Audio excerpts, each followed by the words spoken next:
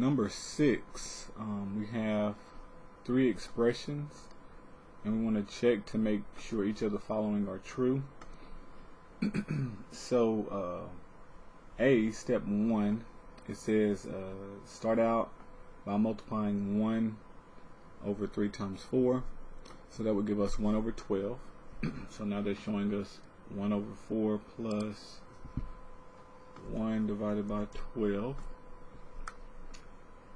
and then we would have to convert 1 over 4 to a common denominator, which would be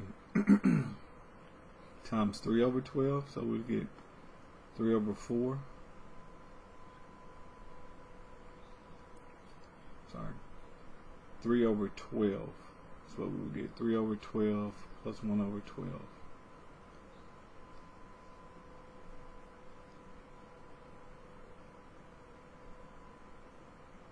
And this as a 12th would be 4 over 12. So I'm not seeing, are we missing a choice down there? Nope. It's only 3 parts. It says now write the fraction as a common denominator and add. Okay, so let me just write it all out. We had 1 over 4 plus now 1 over 12. Common denominator, this would give us 3 over 12 plus 1 over 12, which will give us 4 over 12, and 4 over 12 will reduce to 2 over 6, or 1/3.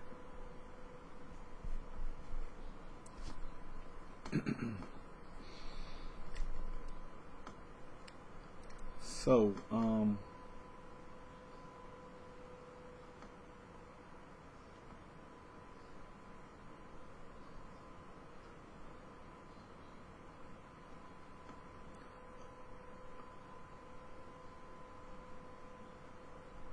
I guess if you didn't notice that 12 was a common denominator, you might end up at one of these other answers. We can see that this one is not correct, so they've given us some other options that are not necessarily a common denominator. 16, we will not get 16. Looks like they're just adding 4 and 12 and 1 and 1, which is not correct. So C is going to have to be the best. If we went to 48 from here, this would give us 4 over 12, and then we'd have to multiply, 48, we have to multiply by 4, top and bottom. It would give us 4 over 48. And 4 top and bottom, this will give us 12 over 48, and that would give us 16. Okay, so they turned it to 12s and then just disguised it as 16 over 48. But if you go through them each one step at a time, you'll arrive at that one as a conclusion. And then simplify the fraction, it is 1/3. So it's correct from the beginning. Now part 2. Check these steps. So we're going to follow the process. First we would multiply 4 and 5 and give us 1 over 20. So from here we have 1 over 20. And then we would add, get common denominator. So let's say we have 1 over 5 plus 1 over 20. We would multiply by 4, and that would give us 4 over 20 plus 1 over 20, which would give us 5 over 20, which would reduce to 1/4. Okay, so we're trying to look out and get something like that. So this one has 6 over 20, which is not the 5 over 20. B has 5 over 25. It just added them both.